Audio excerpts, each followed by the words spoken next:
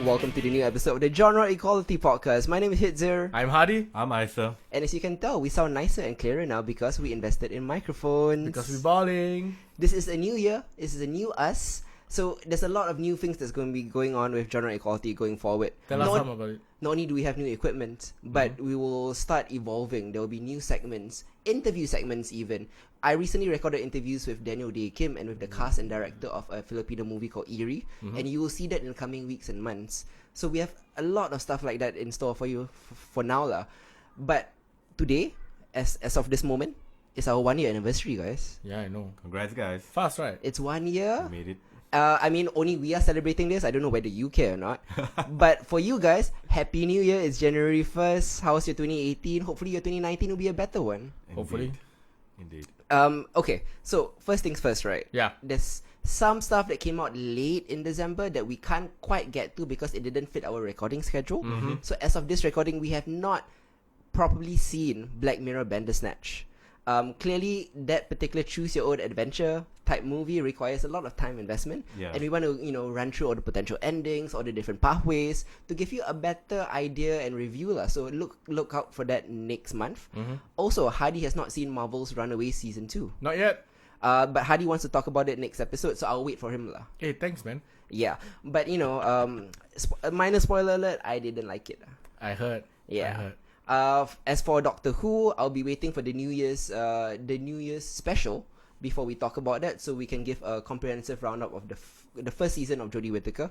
But for now, this December is a jam-packed schedule that we have for you. Our lineup is crazy. So many superhero stuff come out. Yep. We have Spider-Man Into the Spider-Verse. We have Aquaman. We got Titans. We got Bumblebee. Those are the major topics we'll be talking about. But rest assured, we will be covering the more minor genre titles as well.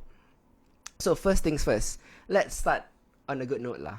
Let's start the new year on a good note with the best, in my opinion, the best comic book movie of 2018, and also the best Spider-Man movie of 2018. And that was a surprise. That was a surprise, but I mean, we were hyped for it. We were. We just had no idea how good it would be. And if you're listening, you know that we're talking about Spider-Man Into the Spider-Verse. Ooh.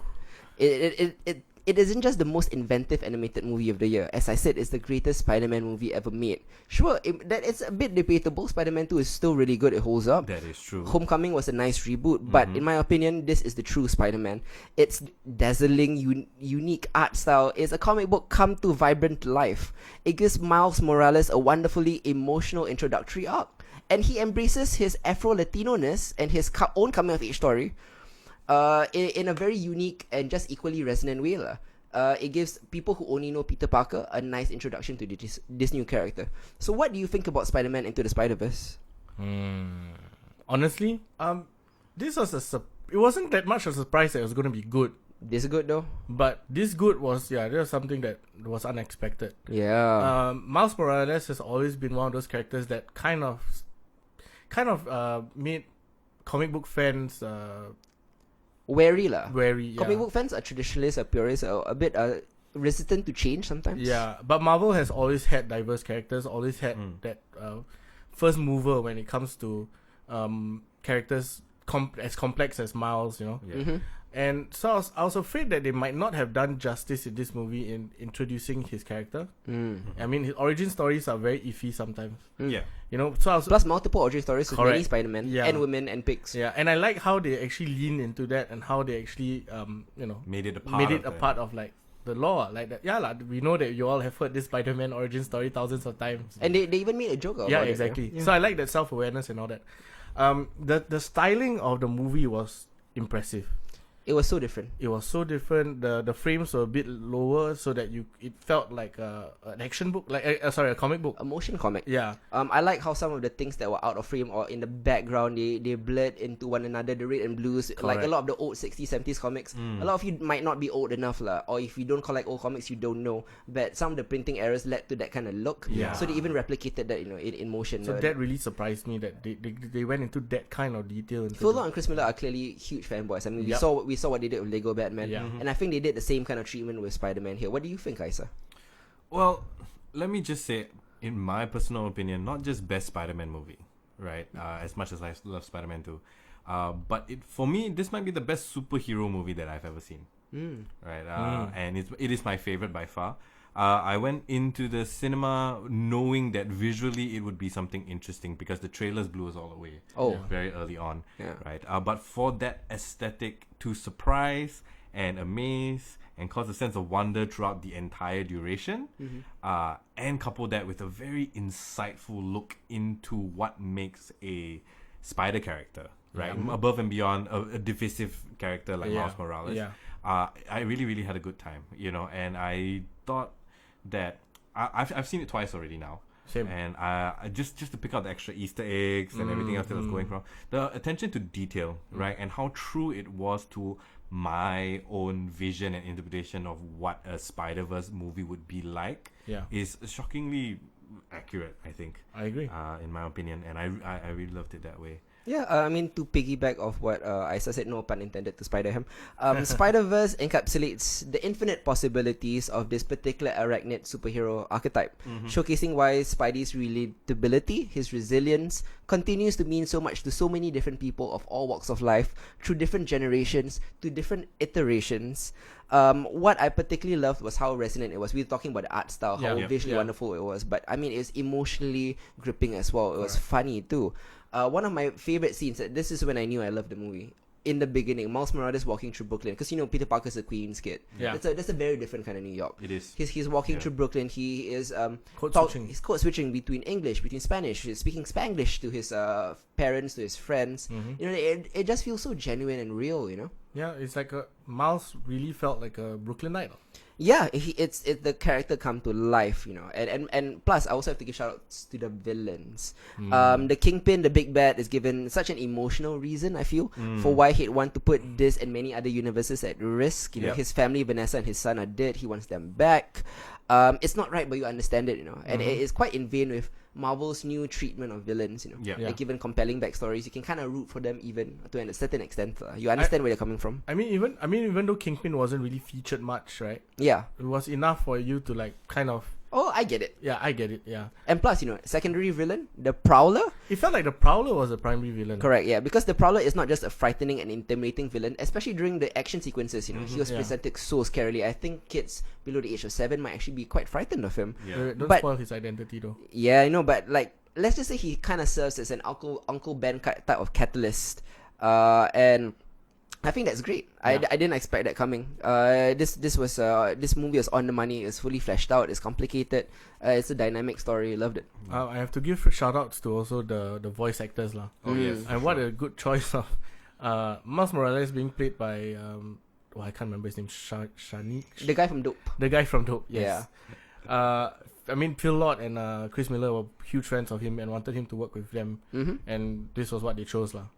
And such a great choice. And Pete Johnson, that's his name. What's his name? Jake Johnson from New Girl. Pete Johnson is his long lost brother. Yeah, that's his long lost brother. Yeah, but Jake Johnson also really encapsulates that Peter Parker-ness. Yeah, but there were 2 Peter Parker voices. The first one was Chris Pine. Yeah. He was the perfect Peter Parker, prime perfect, Peter Parker. correct. Yeah, Jake Johnson has the more gruffier, the older, looser, the grey hair, like the grey hair, 40-year-old, beer bellied, Yeah. Wearing sweats. And of all the people, Jake Johnson actually is perfect for that. Yeah, I mean, like, I have absolutely no. Nothing to nitpick about the acting, really. Like, there wasn't anything from the actors that we've already mentioned to Nick Cage playing classic Nick Cage as Spider-Man Noir, right? Yeah. And how Nick Cage's lines actually got during the entire thing. Yep. Yeah. So one of the things that I was noticing, and I don't know, especially on the second time we were walking through, it's do you notice that Miles, especially in the beginning, right? When he swings and when he's traveling and when he's web slinging, he's a lot closer to the ground. Yes. He touches the street a lot more as opposed to any of the other Spider-Mans. Yeah. And I thought that was a very kind of like interesting visual, right? Okay. Right? Like you don't see Spider-Gwen anywhere near the street at any given point in time. She's always up in the air, right? And then it's just an interesting thing that I kind of noticed the second time around. He has a much looser swinging style. Yeah, for sure. It's different. For sure. Yeah. And then shout out to the guys who decided to give him Jordans. Yeah.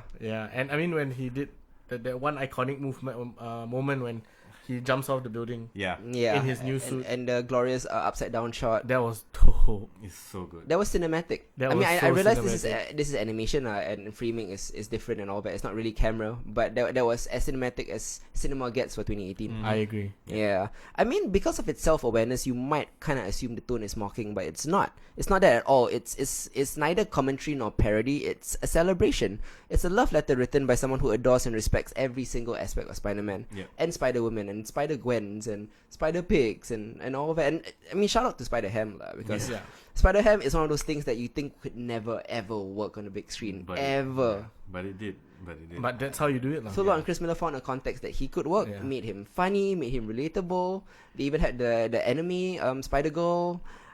So many different Spider people. Yeah. And one of the best things to come out of this movie is that it sets up a variety of franchises for all of these different Spider-Man. That is true. I mean, we're gonna be getting a Spider-Gwen movie. I'm sure we should be getting more Miles Morales' movie. Yeah. Or even I wouldn't even mind seeing the down and out depressed Jake Johnson Spider-Man. Yeah. In an animated See how he gets his life back together. A superior Spider-Man maybe.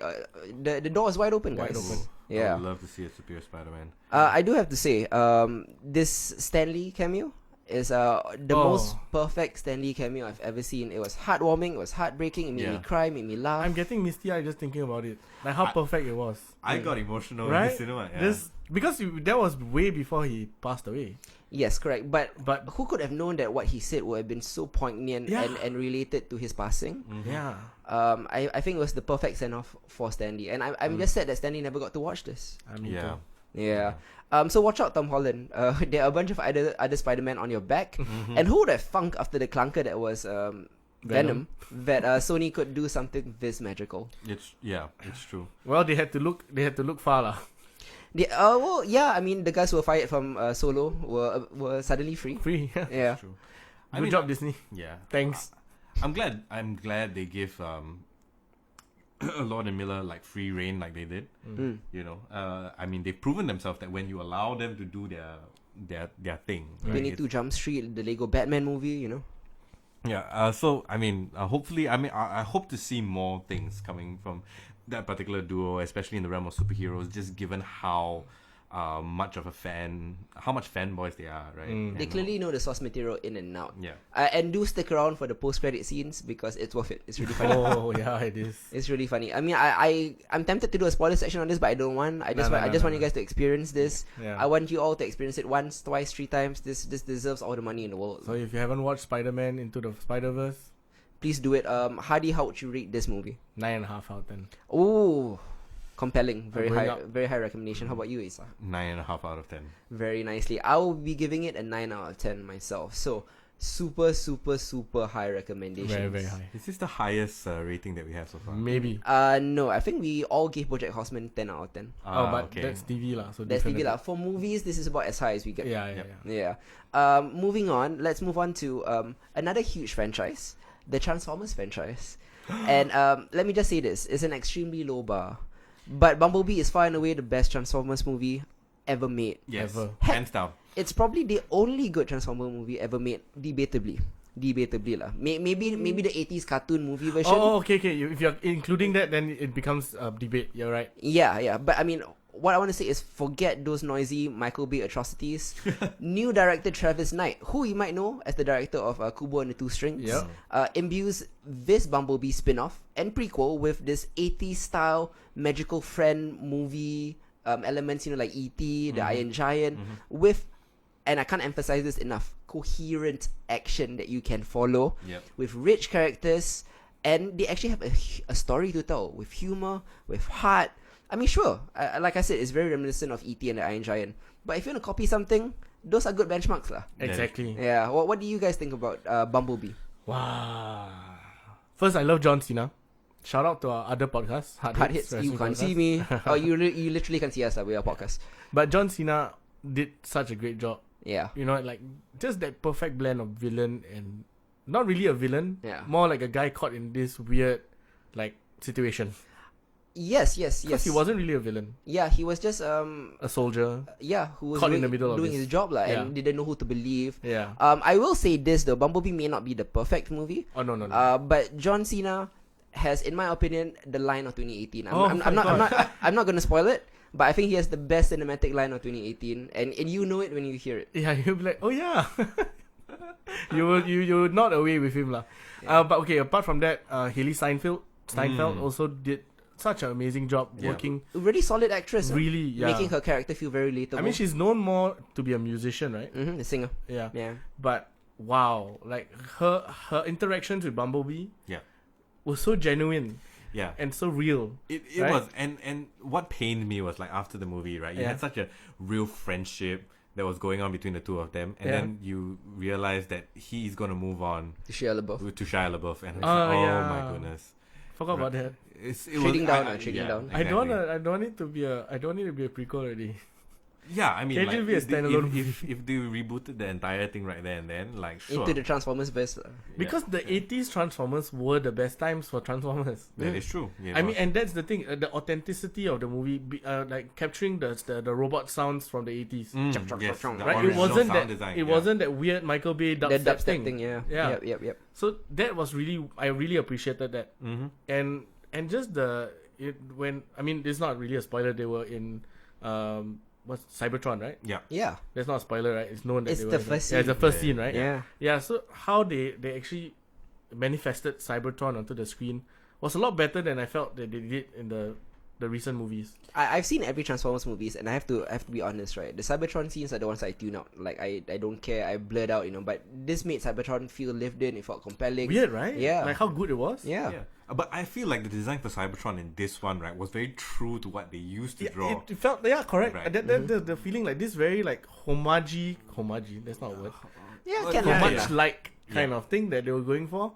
And I thought it worked. Like the 80s setting was perfect. The attention to detail. The attention to detail. Whenever, I mean, now it's like there's such a high bar. Things from Stranger Things, any 80s homages now is like everybody dialed it in already lah.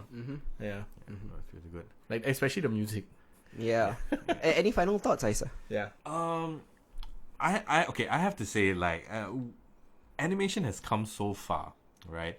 And when you have a movie like Bumblebee that really focuses on a few core characters as to oppose to a plethora of like moving parts and robots and voices, right? It's really quite amazing the kind of emotiveness you can get from a essentially speechless character in the form of Bumblebee, right? And I think it's a testament to the way that they decided to direct and animate his facial features, his body language, and all of that really caught me, which is something that I've barely seen in most other animated films. That's number one. Much more a Transformers film overall, and I really enjoyed it. I went in with not very high expectations. I don't think any of us did, but it was very heartwarming. I've left the cinema feeling very good about it, so I loved it. Yeah. I mean, last thing I probably would like to mention is I want to give a shout out to Pamela Adlon, who played the mom. In most of these movies, right, like the mom is this annoying parental obstacle, and I thought like she played the character very realistically, very sweet. She treated more than just a parental obstacle, and yes. She is best known for writing, directing, and creating an FX series called Better Things. And this character is the same character that she plays in Better Things, just transported into a more fantastical universe, So she keeps that Better Things esque groundedness of it. Okay. It's also written by a new screenwriter called Christina Hodson, who will next be doing Batgirl, which gives me a lot of hope for Batgirl as well. To maybe revive the DC franchise. I know every year we said the DC franchise will have one property that will revive it. We thought Wonder Woman would be the one. Yeah, but then it stumbled again. We'll talk about Aquaman later. Yeah. We all have very different thoughts about it. It's a very divisive movie among us. Correct, yeah. But for Bumblebee, I will give it a solid 7 out of 10. I'll give it a 7.5. I'll give it a 7 out of 10. So yeah, this is a recommended movie. Very recommended. Yes, you feel things which is strange. Besides annoyance which is what Michael Bay did. Yeah. I mean, he did produce this one. No, his name is on it because he owns the rights. He had no creative input into it. Yeah, that's fine. Yeah, and if you know Travis Knight's work on Laika, Yeah. I mean, you know what he brings to the table in terms of the heart. So and he did emotion. Laika and Kubo and the Two Strings lah. Laika is the animation company that owns Kubo and the Two Strings. I thought Laika was a movie. No, that's a stop motion company. Oh. Yeah. Unfortunately for Travis Knight, I guess like some of his movies like Kubo and the Two Strings and Bumblebee are not doing very well in the box office. Yeah. I think because Bumblebee, people have been burned so often by Transformers that they're resistant to watch it, which I totally understand. Yeah. I just have to say that like don't necessarily need to support him because Travis Knight is very rich. He's the heir to the Nike fortune. Oh. So he's set for life. Yeah, he's set but for life. okay. But it's nice to see that a rich kid go out, do his passion project. I and mean, stuff. like, I really do want to see more from this particular creative team. Yes, yeah. I really, really Same. I would like to see more prequel treatments for maybe the other. Can we just Transformers. reboot the entire Transformers franchise? No, because this is the perfect opportunity to. Right? Right? Soft reboot. Yeah. Yeah, correct. So please go out and see Bumblebee as well. Next, we'll be talking about a more indie art house film called Sorry to Bother You. So Sorry to Bother You is screening right now on the projector, but it has very limited screenings. Very, very limited. So go on to the projector.com.sg, find out what screens you have, and go check it out. But here we're going to be talking about it. This is Boots Riley's directorial debut, and Boots Riley used to be a rapper. He's a musician. His first ever feature film is one of the craziest hit letters to capitalism you will ever see. Set in an alternate present day version of Oakland. I'm not going to spoil too much, but I'm going to give a basic premise to let you know what you're in for. So it's this alternate present day version of Oakland, starring a black telemarketer named Cassius Green, played by Lakeith Stanfield of Atlanta and Get Out Even fame. the name. Cassius Green, yeah. So he discovers a magical key to professional success, which is simply getting clients via his white voice. So that's the basic premise, and this propels him into a strange universe of power calling that leads him to wealth.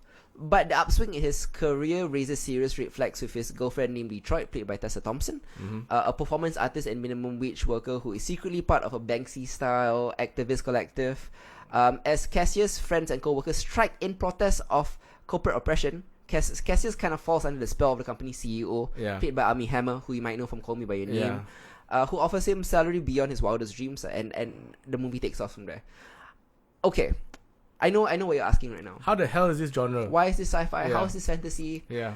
You will know it when you get there. I can't spoil it, and we won't give a spoiler review here because you have to watch it. You have to watch it. It's a bit like a Cabin in the Woods kind of thing, like where once you know the premise, you spoiled it already. Cannot, yeah. So there are a few initial conceits that you might think make it spoilery, like say the white voice or the alternate present day Oakland, which seems like a futuristic dystopia. You know? That's not it. You just wait. You find out what it is. It goes in very many mind-blowingly wild directions. Okay, without spoiling it, what do you think about it, Isa? What a ride. Yeah. What a ride. I think immediately the premise itself and the way they decide to explore the characters and the world building in general for this alternate timeline / universe / circumstance. Yeah. Right? Which that doesn't seem too far off. Yeah, it doesn't seem too far off. And I think at the very beginning you don't really think much of it, right? And that, of course, kind of like unfolds on its own. But from the get-go, the satire is clear. Yeah. It's very insightful. It's very incisive. It's very scorching. And you start to draw very early kind of like allegories to the story being obviously it's about capitalism and all of that, and you have about like race, class, social inequality, identity politics as well. And they deal with all of that very quickly. Like in the first 20 minutes already, they are exploring these themes, right? And I felt that the way that they went about it in the first 20 minutes was very sharp and very concise. And I love storytelling like that because then you can get down into the real meat and bones, right? But even when they did get down to the meat and bones, that wasn't it. That wasn't the kicker. Yeah. So more left turns. We apologize for kind of like beating around the bush, right? Because we really feel like this is a movie that you need to watch in order to understand to get the experience, lah. Yeah. But we're giving you our enthusiasm. Yes. Yeah, that's what we're trying to convey. Love Lakeith Stanfield. Yeah, fantastic. I think he's been having a great year. Yeah. I mean, he what a great actor, and I'm glad that he's discovered now. Thanks to Atlanta, thanks to Get Out. I mean, this movie made you feel uncomfortable at a lot of time. Also funny, lah. No, but in a good way, lah. It's funny. It's definitely like funny. A Curb Your Enthusiasm discomfort. Yeah, definitely. There's this one scene, I mean, I can't really say what it is without spoiling the joke, but the white characters kind of force Lakeith Stanfield to rap, and it's one of the most uncomfortable scenes I've seen this year, and it's not horror or anything. No, it's not. It's just really uncomfortable, and it's more uncomfortable than any horror movie I've ever seen. And we're not like some social justice warrior kind of bullshit thing, you know? No, I think it cuts to the barest essentials of what white appropriation of black culture, and how maybe some black people are forced to give up that privilege to entertain white people, you know. And see, this is not helping in our genre cause. Yeah. See, this doesn't sound like a genre movie. No, but I mean, a bunch of genre like dystopians that like stories, Get Out, or The Handmaid's Tale are heavily into these themes as well. But there's a very clear genre-ness about it. You know it, like. Yeah, but you know why we consider this genre. I mean, this isn't the first movie or series in which we can't tell you any of these things, like why it's genre. Correct. Right, earlier in the year. Yeah, we were talking about a series called Forever. Mm-hmm. Yeah, but that one was because it's I think it's less inventive than this, so I was okay with giving it away, and I think people wouldn't want to watch it if I didn't give away the twist. But this one already has a hook even without the twist. Yeah. So because I think it's wonderfully bizarre. Like, it's kind of dizzying with just sheer originality. It's one of the most purely original movies I've seen this year. It's a surrealist morality tale. And the dystopian aspect is already genre enough, but that's not what makes this genre. It's strangely good world building also.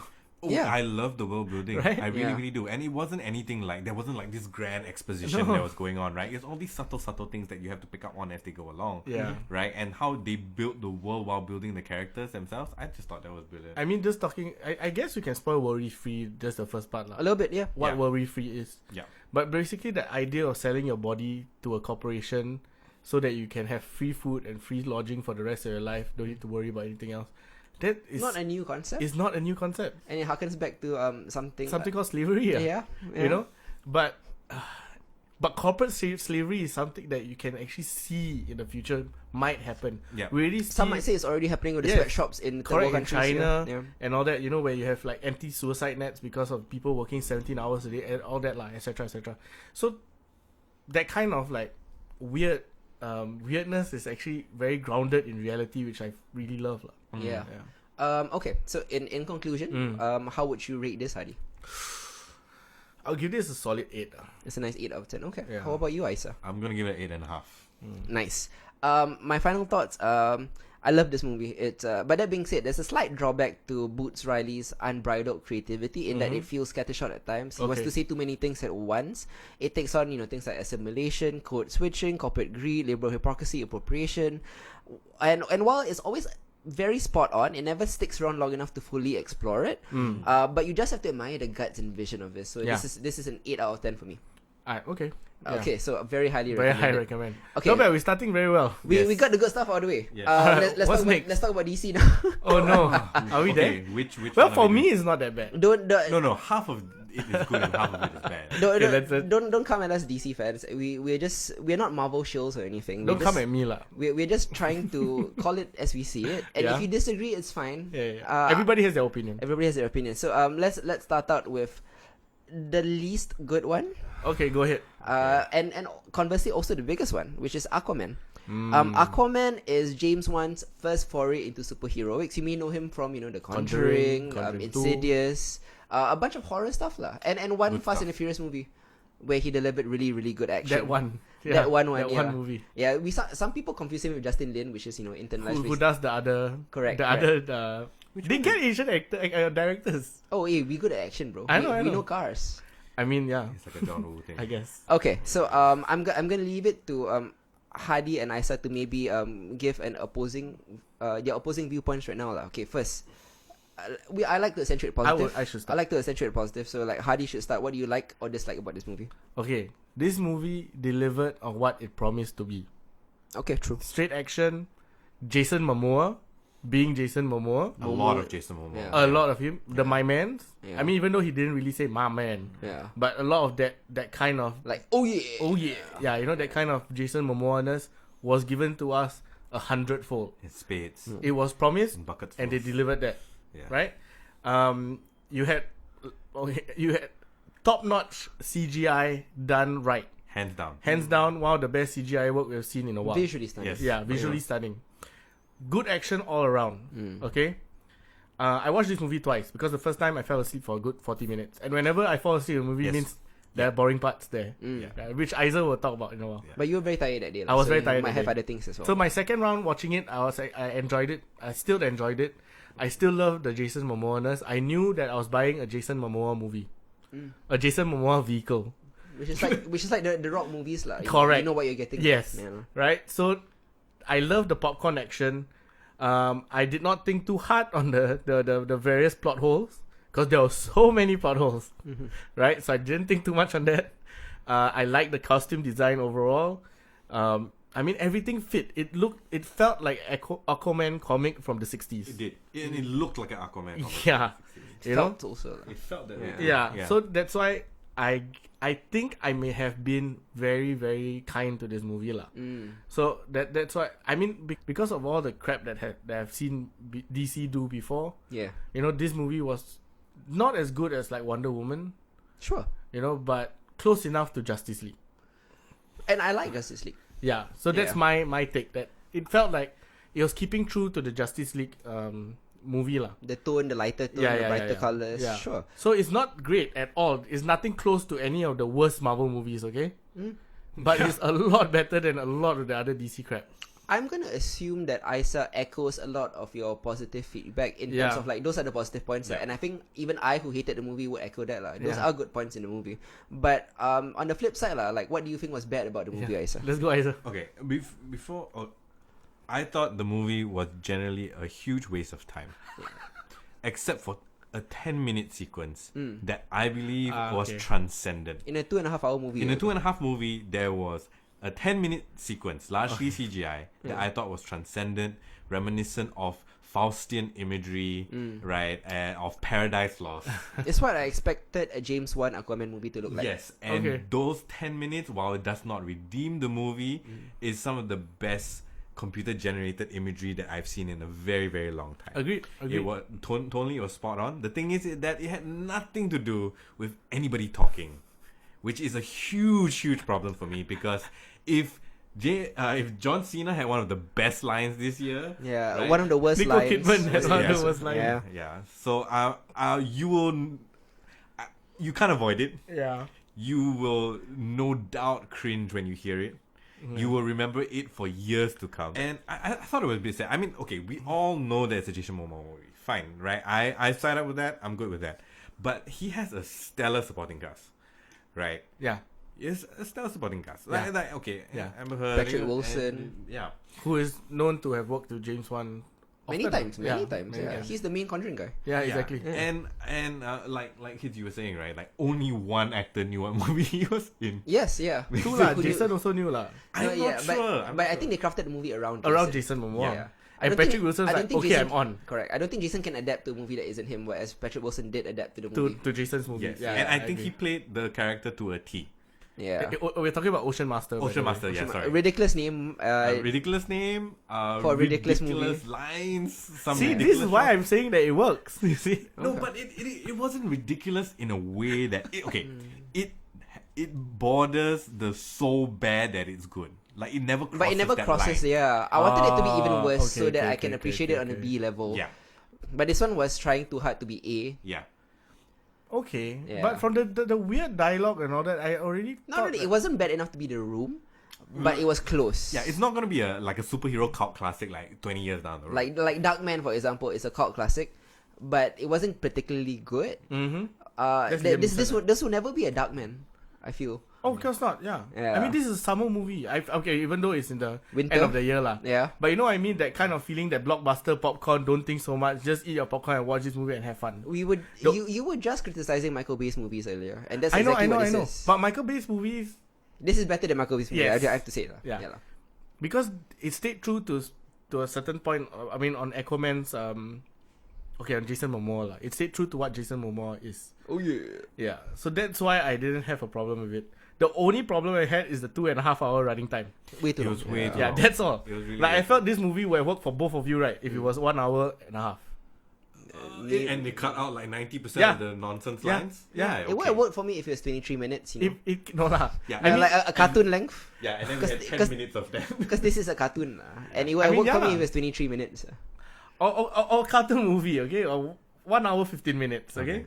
You know what I It's mean? still too long. Too long. Okay, I think, to be fair for me, one of the things is that we've always known Aquaman to be this, like, almost like Aryan, superpowered being, very serious, right? Like, Arthur always has been. Okay. Like, Arthur Curry has always been this, like, Yeah, I blonde, guess. blue-eyed, Yeah. serious kind of thing. And then, on the other hand, you want to flip that kind of entire notion, And get right? the subversion lah. And the subversion from casting It's Jason Momoa. Jason Yeah. Momoa, Jason Momoa right, made and him everything cool. he represents, Yeah. and the whole like Polynesian thing that's going on fits perfectly with Yep. how we should be seeing an Aquaman of today, Yeah. right? But they leveraged on none of that. Yeah. You know, and I know I'm playing an Okay, unfair okay. onus on James Wan Okay. and DC to kind of tell that story, but it's a wasted opportunity, Guys. given that what they were trying to I do with guess. Wonder Woman, Yeah. right, did succeed to a large extent. Yeah. Except the final act. Yeah, but yeah. largely succeeded. But by Yeah. then, it's a well-deserved movie lah. They earned my They love, earned that whereas lah, Aquaman in his first scene didn't earn my love.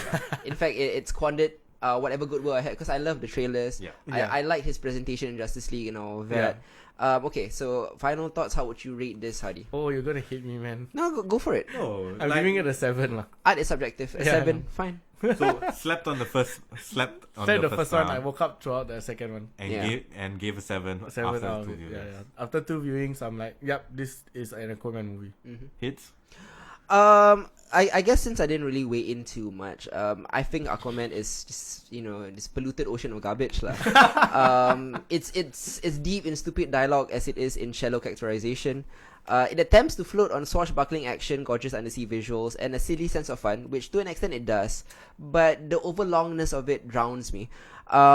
It is as bad as Toto's cover, as Pitbull's cover of Toto's Africa. It's that bad lah. Which that particular soundtrack encapsulates the movie to me.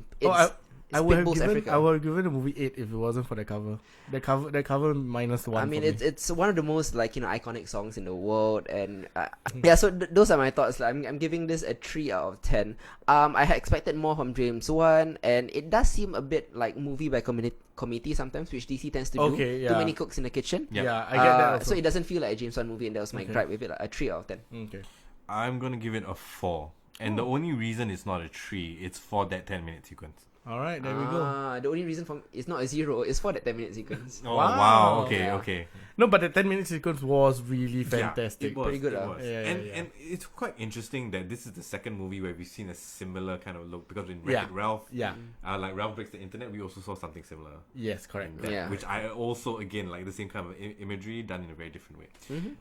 From the movies to the TV screens, DC has a lot of properties out there. We were talking a lot about the Spider-Verse, but DC has its own multiverse, and it's called the Elseworlds. The CW DC superhero shows continue their annual crossover tradition with this year's epic and extremely fun Elseworlds crossover, taking place across The Flash, Arrow, and Supergirl. A multiversal entity known as the Monitor is wreaking havoc across multiple dimensions, forcing our core heroes to team up and fix reality. Although lacking the Legends of Tomorrow, which made me sad a bit. But they were busy. They were busy. Their own mini crossover in their own show In their was own actually show, really yeah, fun. yeah, yeah. But this time they get Superman, they get Lois Lane, they get Batwoman. So enough fan service Trade hype off lah. They have enough fan service hype for sure lah.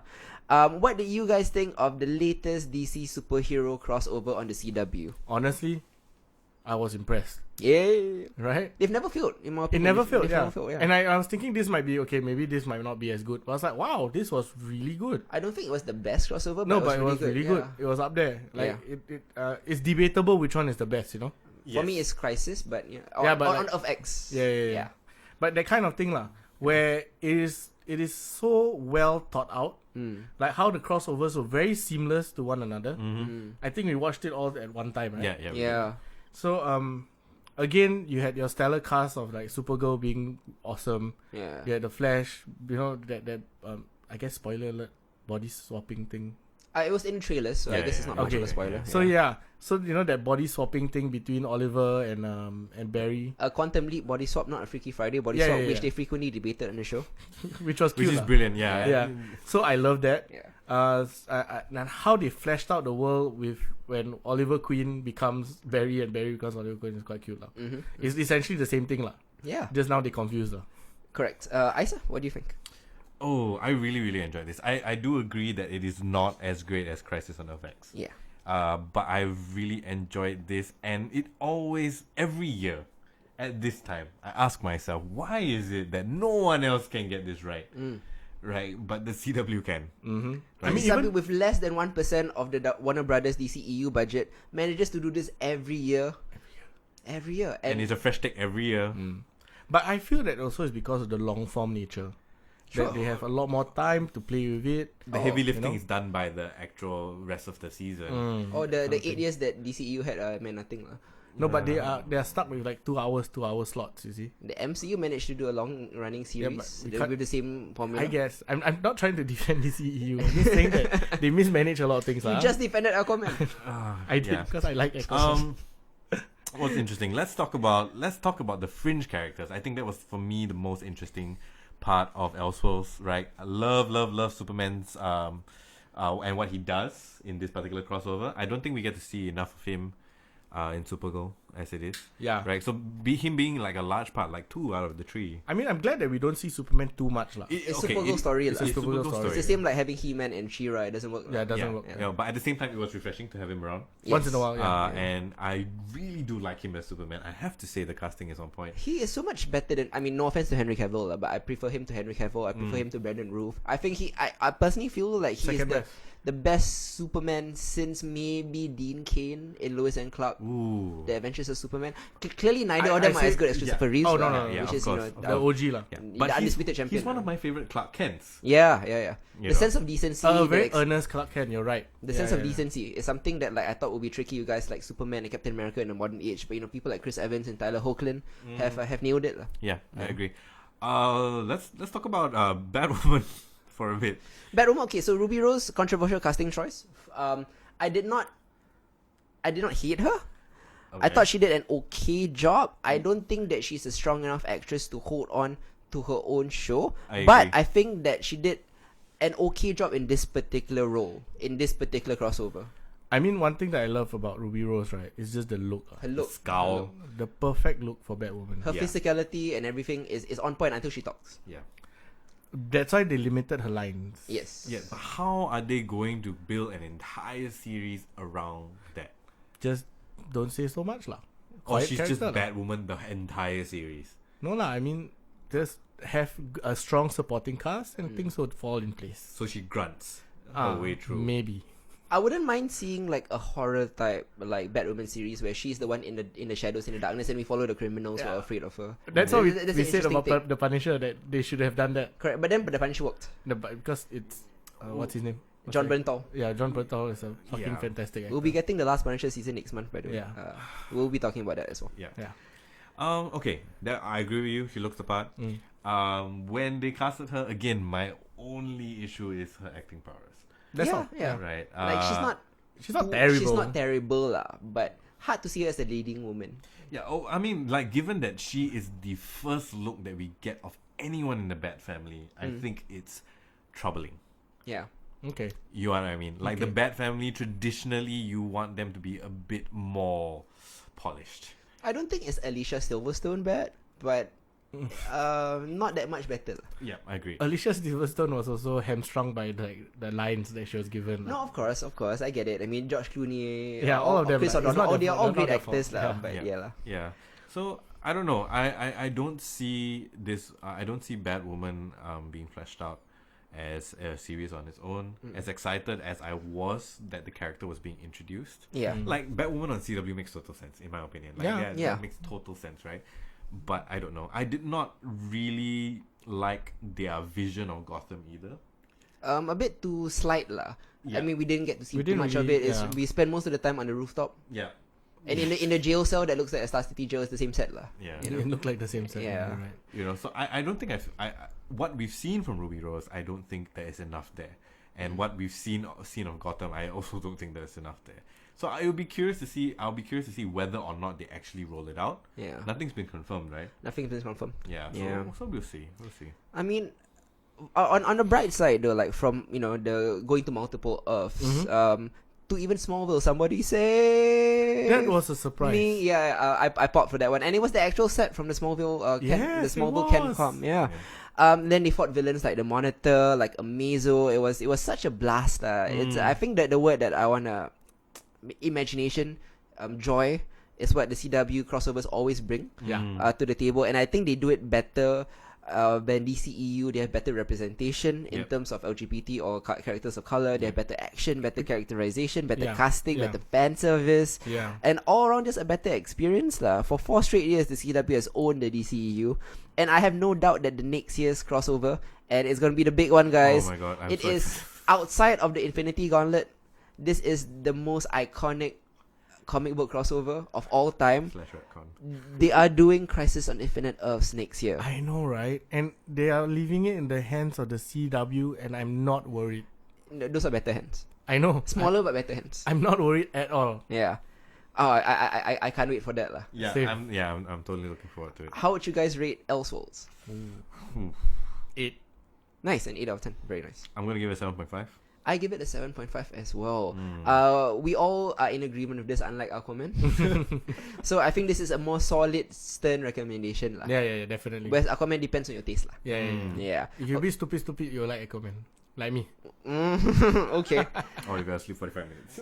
Yes. Okay. So now we'll be talking about, speaking of DC, we're still on a DC binge right now. Yeah. I'll be going to the streaming services. Ooh. The DC Universe has their own app called DC Universe. Yeah. And they did a show called Titans. So I think you should set the context of Titans before you watched it. No, yeah, for sure. I mean, Titans got a lot of controversy surrounding that particular trailer that everyone hated. The fuck Batman line, the character posters, they didn't like the look and everything. And I do have to admit, the first episode wasn't great. It fulfilled all my worst fears of what Titans was going to be. This 90s image comic kind of vibe, The edgelords. The edgelords, yeah. I mean, there is mature storytelling, and then that's what 13-year-olds think mature storytelling is. And I can't emphasize that is very different. Yeah. When I was 13, I thought like Spawn and Darkness and Witchblade cool. was edgy, Yeah. But now I like see gratuitous violence is like the way to go. But now I see it for what it is lah. Yeah. Titans definitely falls into the latter lah. What I mean is that what 13-year-olds think mature storytelling is. It's the kind of dark and gritty that feels like it's written by edgelords, like you said, who only read Frank Miller and Garth Ennis growing up. Yeah. Do you know what I mean? Like Titans is all the early 90s worst comic book tropes come to life for better or for worse. Yeah. It's stupid. It's so OTT violent. But I'm not gonna lie, I enjoyed the shit out of this show. Yeah. I don't know whether the show progressively got better, although I do feel objectively it did get better. But I think I acclimated to its style, and it knew what it wanted to be. Yeah. And it just went for it. Like, it didn't course correct. It's like, this is what we are. Either you get it or you don't. And I got it lah. So much of Titans is actually laugh out loud because it tries to be edgy and cool, right? That being said, I have to admit this shit is entertaining because it's wild in the same way that True Blood is wild. Oh. You know what I mean? Okay. Yeah, it's stupidly entertaining. And it does some radical reinvention with fan favorite characters, ranging from the Titans themselves to the introduction of Doom Patrol to my favorite, Jason Todd.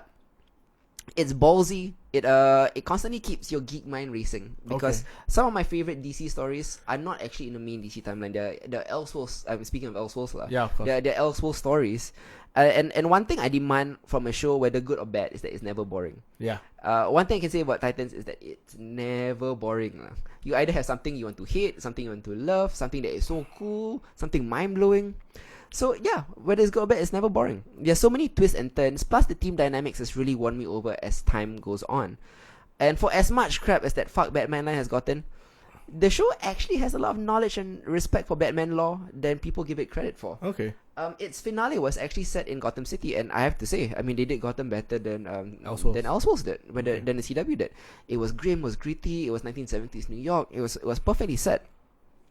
Okay, I like the show a lot. I really do. I do have to point out its faults because I know it's there. Of course. I just enjoy it lah. The show itself is unfocused and unsophisticated, but unlike its Marvel counterparts. You know, the young adult teen shows like say Runaways or let's say Cloak and Dagger. Yeah. You know, I'm gonna use a music analogy maybe. Okay, so like Runaways and Cloak and Dagger, they try to be techno lah, with the slow burn and the character development, you know. Okay. Like more sophisticated lah. Titans is EDM and it's proud of it.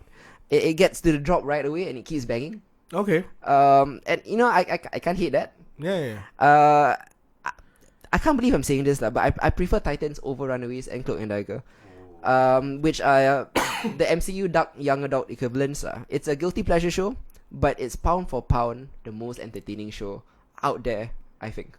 It's so entertaining. Okay. And so I think that Robin is perfectly cast, or the future Nightwing. Yeah. I think Raven has gotten a lot of flack for her acting, but a lot of people don't know that 13, right? she just turned 14, so she's very young. I mean, got room to get better. I think Anna Diop as Starfire is fantastic. A lot of people hate her because of her dark skin color, which I don't understand. She's orange, you know. She's a fucking alien. Yeah, I mean, I don't. Calm down. That one is pure racism, lah. Exactly. I can't.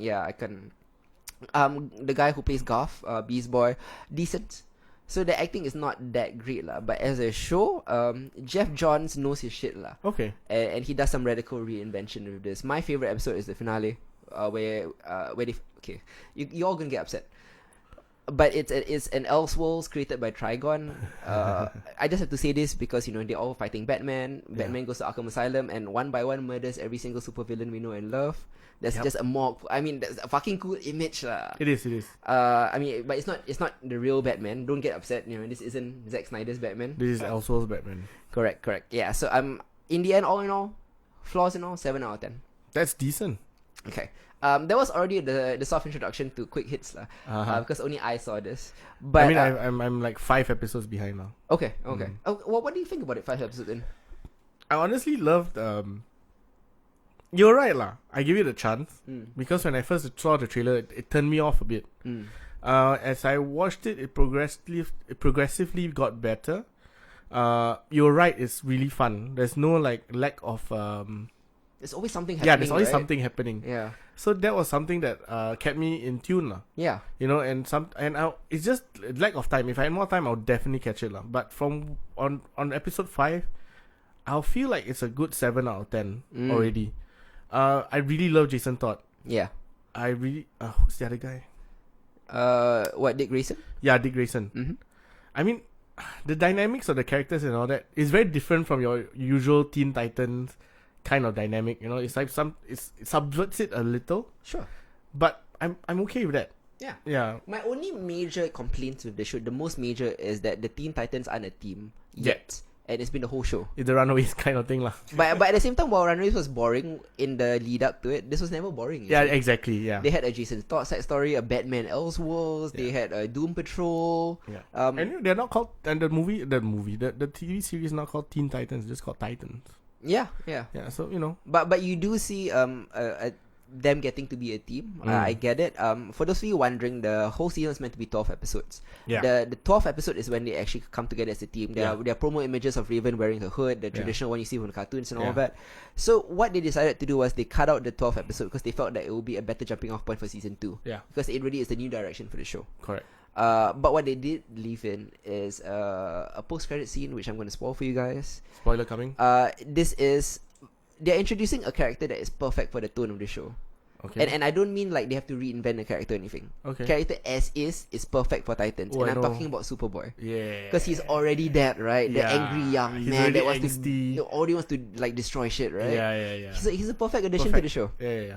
Alright. 7 out of 10. 7 out of 10. We're gonna go into proper quick hits right now. Let's go. Be talking about some stuff that my co-hosts Hedy and Isa haven't had a chance to maybe see fully, but they can weigh in if they have caught a bit of it. Okay, so first I'm going to be talking about a Hulu series called Into the Dark. Into the Dark is different from other horror anthologies because it's holiday themed. So every month there's a holiday, Valentine's Day, Thanksgiving, Christmas, New Year's and stuff like that. So each episode is a movie length, 90 minutes each, and it's based around whatever holiday is on that month lah. So Hulu's monthly horror anthology kind of started out a bit weak. But what I want to talk about is the Christmas episode, which I feel is an instant classic. It was an incredible episode directed by Nacho Vigalondo, who you may know as the writer-director of Colossal and of Time Crimes. So you already know, like, his resume is impeccable. So it's called Puka. Puka is about a struggling actor who's hired to play the mascot of a toy called Puka. Unfortunately, he begins to form an unhealthy symbiotic relationship with the costume. From there, things get wilder, weirder, and more disturbing as the evil mascot begins to take control of him in increasingly frightening ways. Or perhaps the actor is just mentally disturbed and the costume is just a costume lah. Vigilando visualizes psychological descent like a lucid nightmare, and it's visually stunning lah, exploring kind of like the duality of man.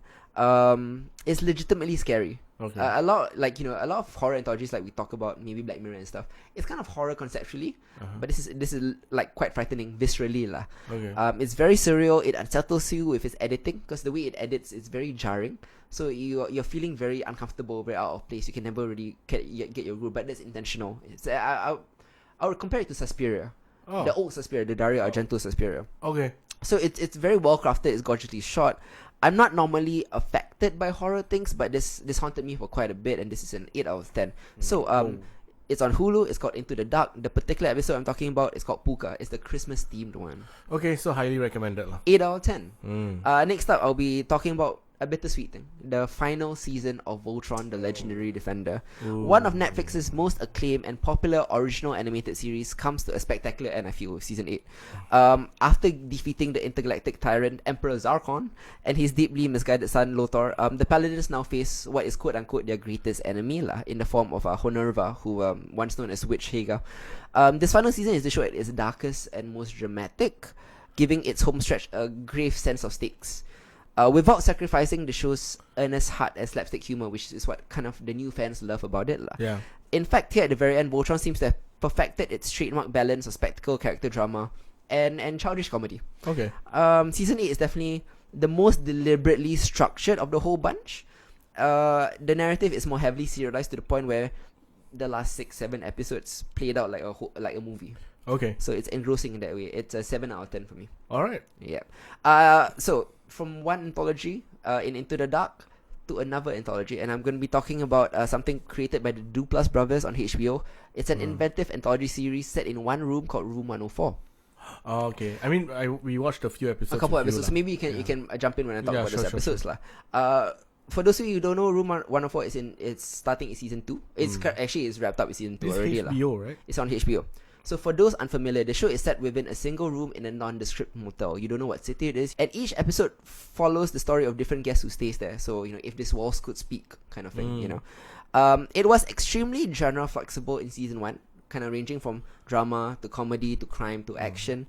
But in season 2, it goes a bit more fantastical. There are sci-fi stories, there are ghost stories, there are fantasy stories. Okay. So that in itself makes it fresher and more inventive than genre-specific anthologies, like Into the Dark that I was talking about, or like The Twilight Zone or Black Mirror, which focuses on one theme, technology, for example, in Black Mirror. Right. This one, every episode is only 20 minutes. You can go from one style to another style to another style to another style.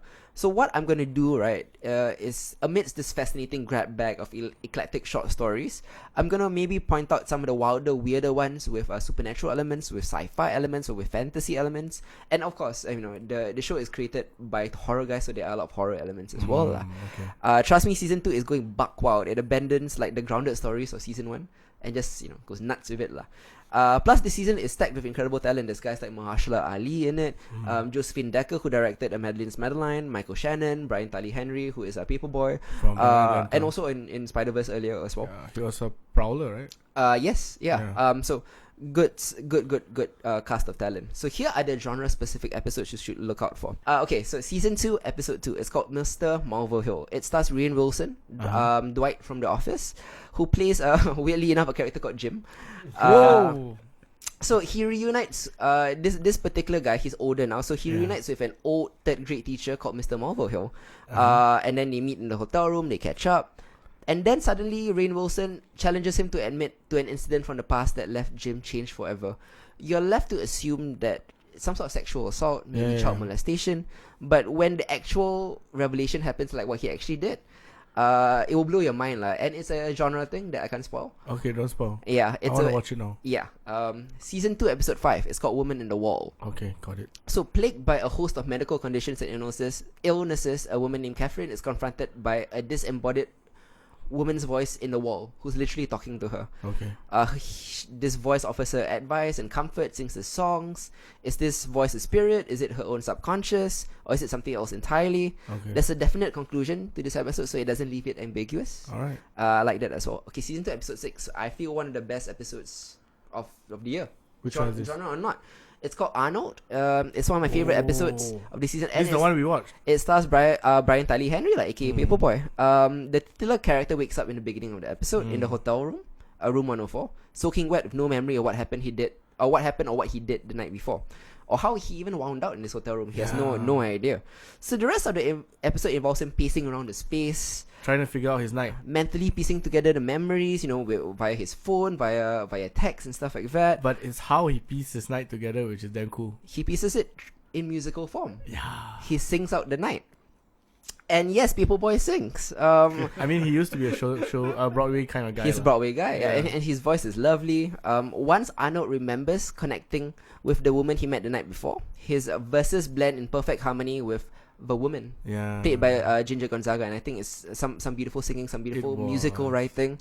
And once Arnold ultimately reaches an epiphany about the significance of his night about town, it turns from a mysterious, life-affirming visual memoir into something very heartbreaking. It was. Now you may be asking yourself, why is this genre? Again, I can't reveal the twist at the end. But trust us, it is. Yeah, go watch it. Season 2, episode 8 is the next one. It's called A Nightmare. This is a tight, disturbing 20-minute horror show in which a woman, played by Natalie Morales, keeps waking up from a nightmare into escalating nightmares. So nightmare within a nightmare within a nightmare. She keeps waking up in the room, and it gets more and more and more perverse, and then it just never ends, and it's just escalating sense of tension, of fright, You don't know how you're gonna get out of this, and neither does she. Season 2, episode 9 is called The Return. So this little girl is grieving the death of her father.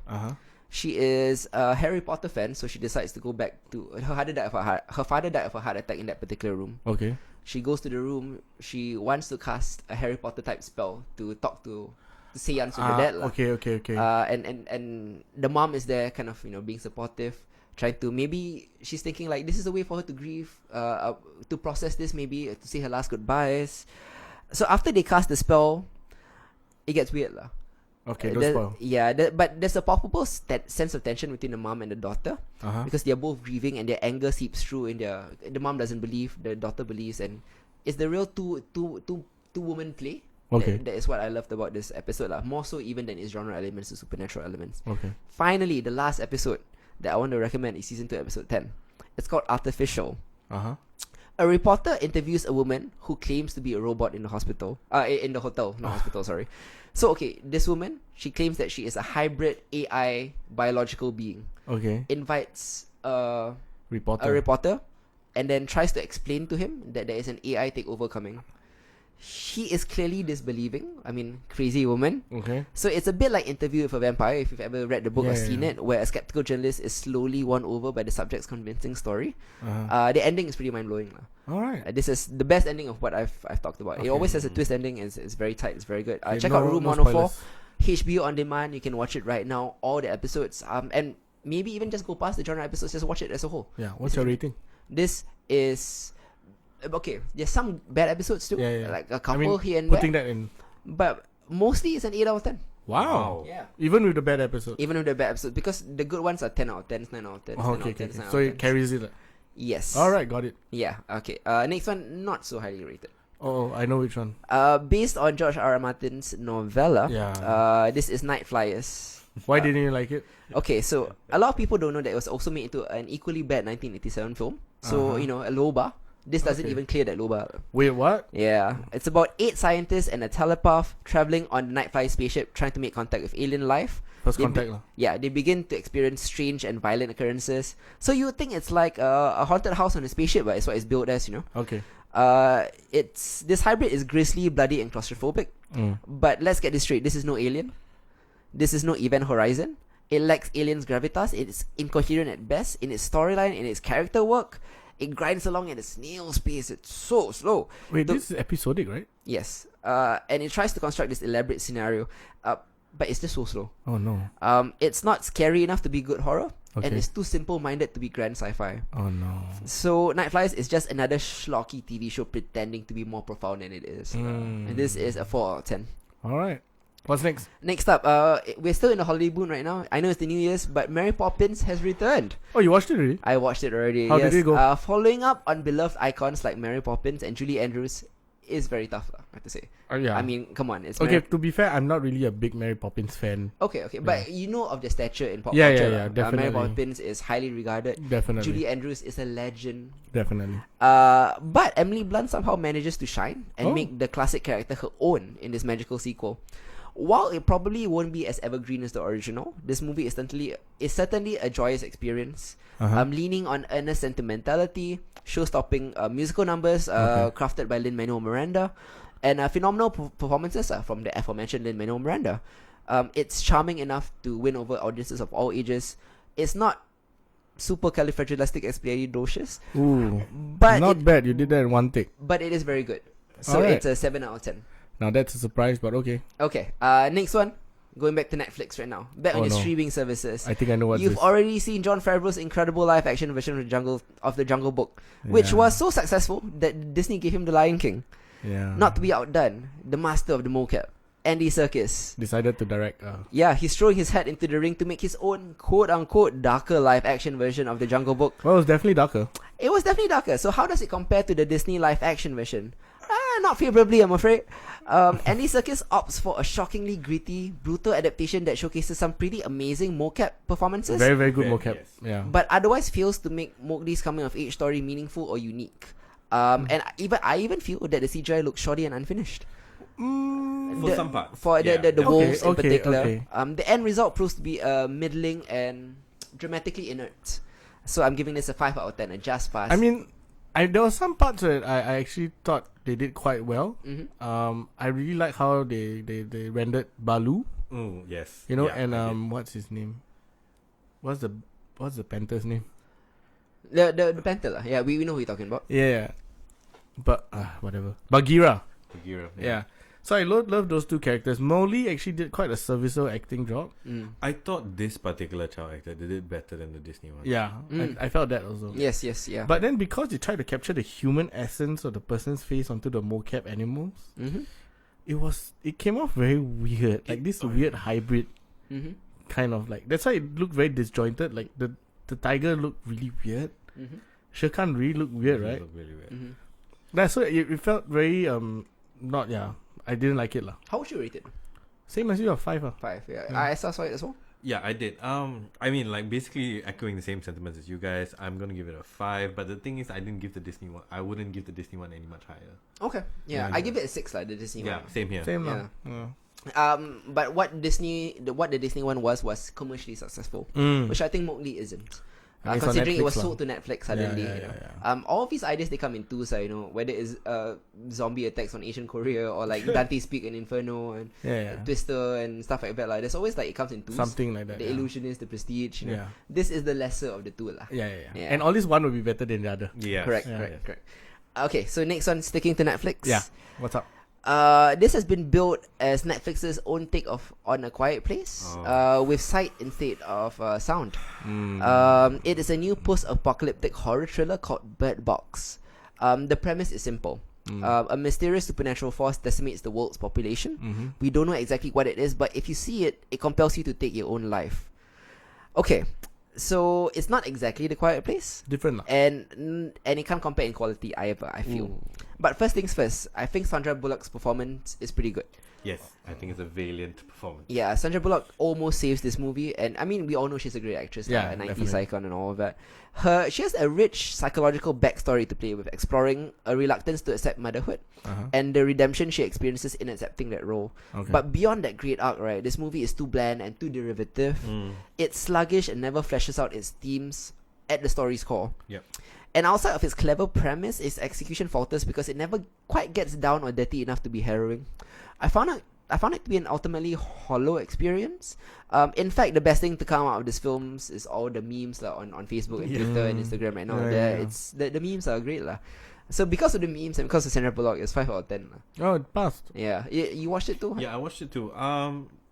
Yeah, I'm gonna give it a 5 out of 10. The problems for me were largely with the pacing, largely with the fact that they never actually committed to, I felt, what the logical conclusion for the premise was going to be. Yes.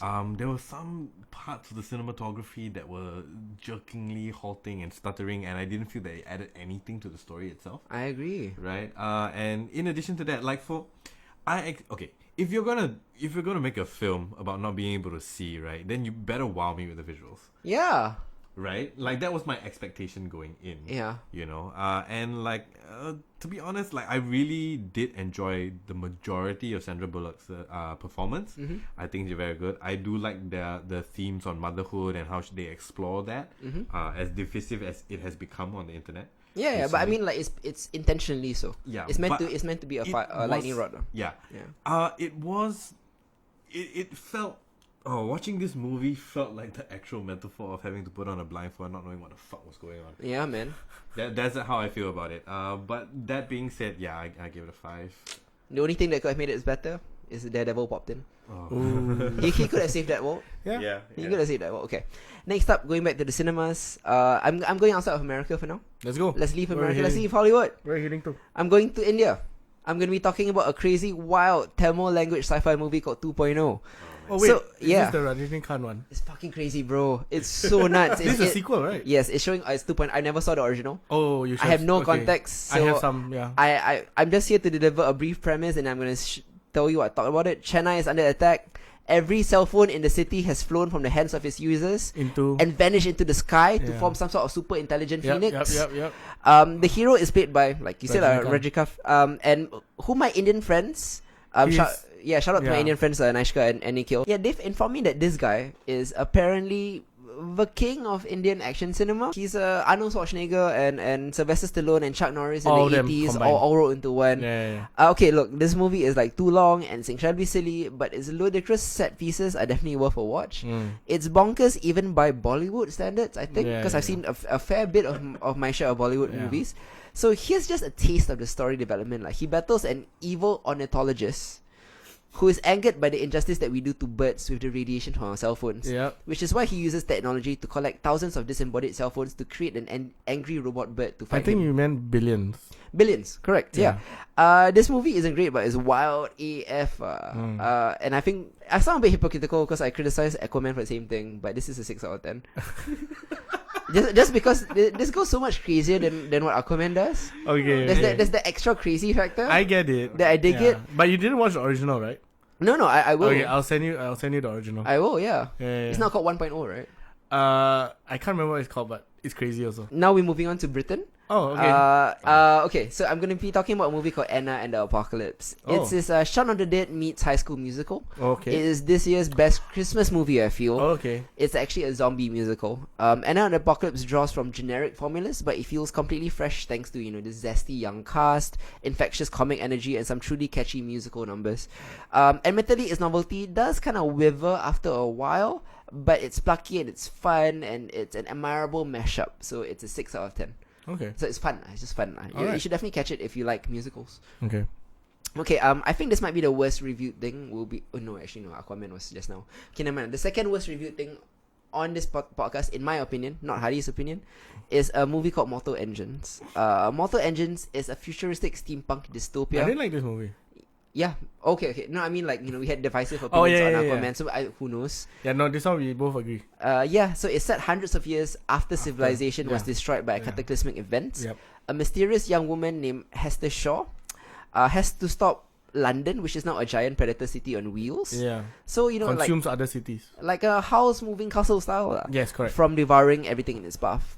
It's Mad Max meets Miyazaki. Visuals are certainly lavish and expensive looking. Yeah. But it never does capture the imagination or sweep you off to a new world, Once you begin to acclimatize to the film's eye candy junkyard wonders, it slowly starts to dawn on you that there's another hour and a half to go.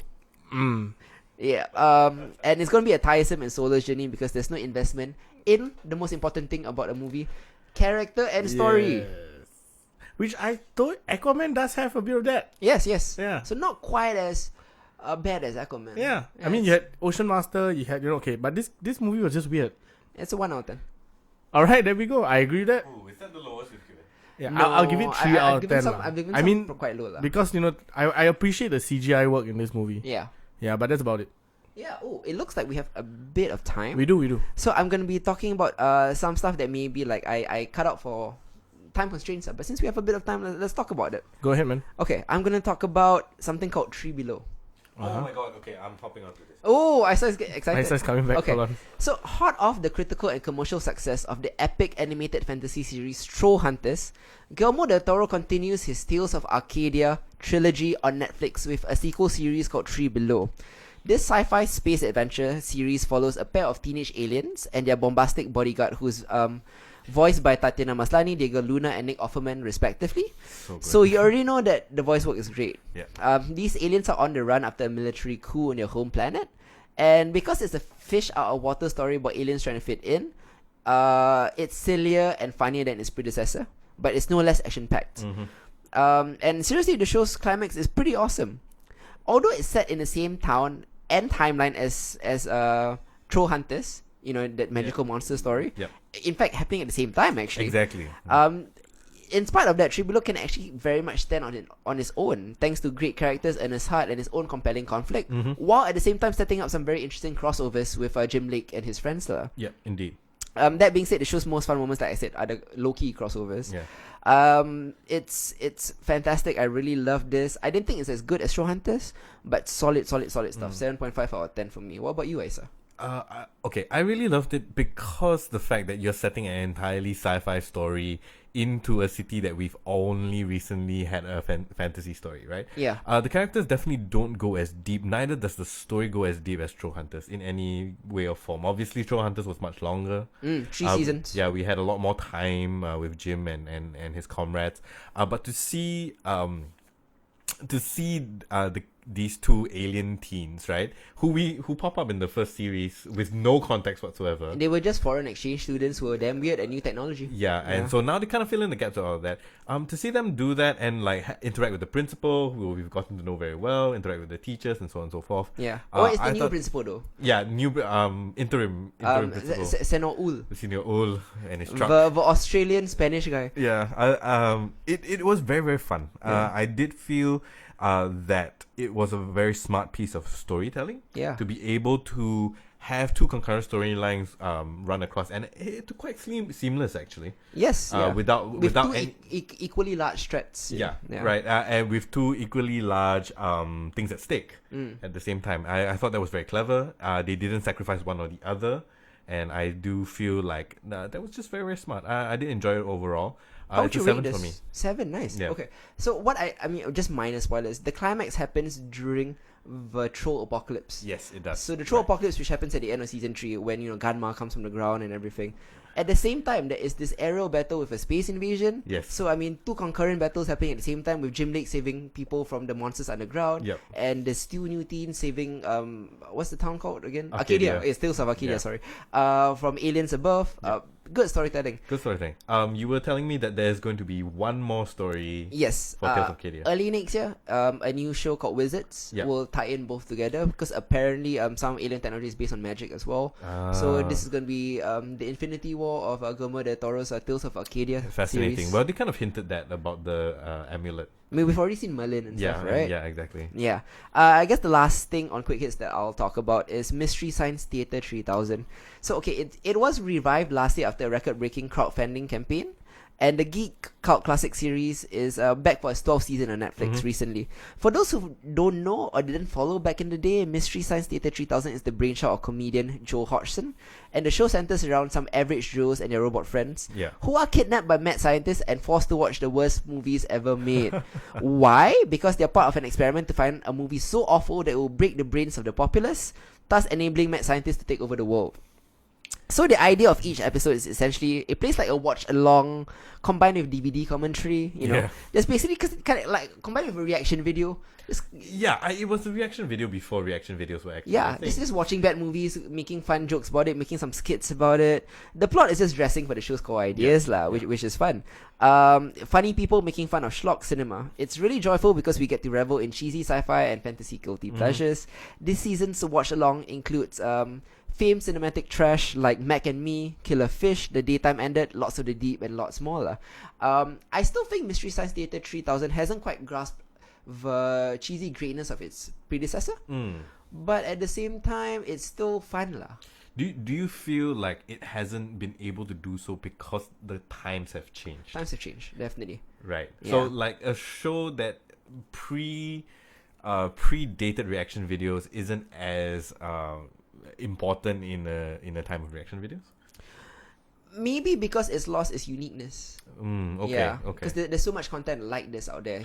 People host entire festivals around bad movies like this. You know what I mean? Yeah, where the raspberries and correct. Yeah, I mean every year the projector does the room screenings. So I mean it's a more normal experience. Last time it was very special. Yeah. So it was new and it exposed you to really bad movies, and celebrates it. Yeah.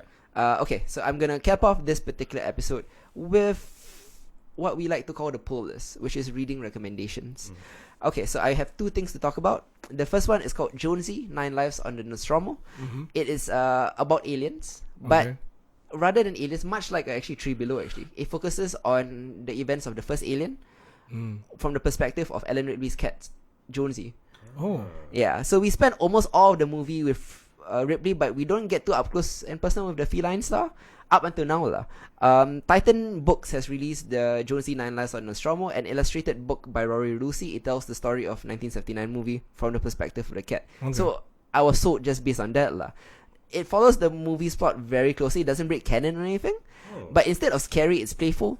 It's cute, and it offers a humorous context to some of the movie's most iconic scary moments from the perspective of a cat. Cats don't exactly react to situations in appropriate ways, as we know from several YouTube videos. Yeah, definitely. So just staying true to that helped bring the humor in naturally. It's a 7 out of 10 for me. Alright, not bad. Nice. What's that one? Fun for kids. Yeah. And maybe wait for a few years before you show them Alien. Okay. Because Alien is much more. So this is like a gory. primer. If you want your child to watch Alien eventually, get them hooked on the story of the cat. And then they recognize the cat when they watch Alien. Yeah. Hey, this is a spin-off of the book, is it? Okay, next up I'm going to be talking about Hedy Lamarr, An Incredible Life. It's a biographical graphic novel written by William Roy and artist Sylvain Dorange. It tells the incredible true story of Hedy Lamarr, who, if you don't know who she was, Hedy was an Austrian-American refugee who escaped an abusive marriage and the Nazi invasion of Austria. After emigrating to America, Hedy Lamarr went on to become Hollywood's most celebrated sought-after actress in the 1940s. She was basically the Katharine Hepburn of the 40s. But beyond that, she was also a genius engineer.